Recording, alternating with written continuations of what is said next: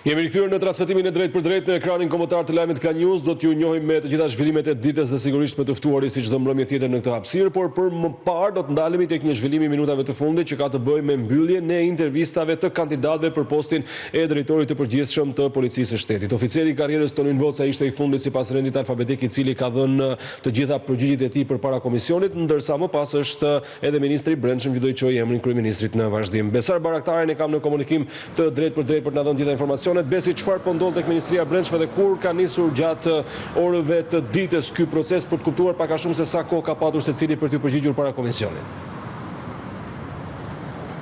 Po Besi, ka qenë një proces që ka nisur para ditën e sotme rreth orës 10:30 dhe tashmë pas thuajse rreth 10 orësh ka përfunduar ky proces i intervistimit të 14 kandidatëve. Procesi nisi me intervistimin e drejtorit të policisë së Durrësit sipas rendit alfabetik dhe më konkretisht drejtori Afrim Tafa ishte i pari që u mor në intervistë nga ana e komisionit të përbërë nga sekretarja e përgjithshme e Ministrisë së Brendshme Kledia Ngjela, gjithashtu zëvendës ministrja e Brendshme Silva Caka dhe drejtori i Agjencisë së Mbikëqyrjes Policore Eduard Merkaj, të cilët morën intervistë edhe drejtues të tjerë të policisë, të cilët synojnë të drejtojnë kupolën blu për një mandat 5 vjeçar, ashtu siç e parashikon ligji. Në fakt ka qenë një seancë, le të themi një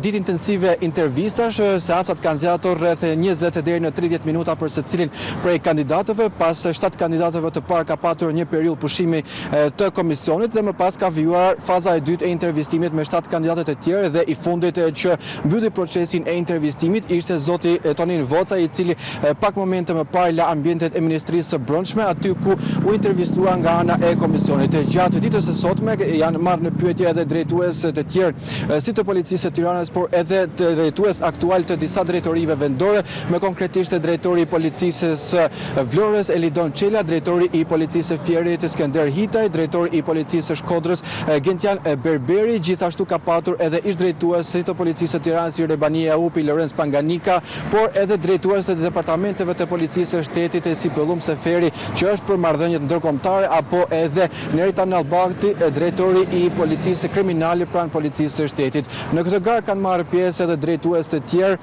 siç është Idajet Faskaj, gjithashtu Gentian Sheha, që më parë kanë mbajtur pozicione drejtuese në Policinë e Shtetit, apo Arianet Arapi. Tashmë përmbyllet ky proces për sa i përket intervistimit dhe brenda 48 orëve komisioni do të bëjë të mundur edhe pikëzimin apo renditjen e kandidatëve dhe sigurisht i lind e drejta ministrit të Brendshëm për të propozuar emrin te Këshilli i Ministrave, që më pas ata do të firmosin dhe do të kemi edhe emrin e kryepolicisë të ri. E qartë, faleminderit Besi për informacionet që na përcjellën në këtë komunikim të drejtë për drejtë. Ishim me kolegun Besar Baraktara.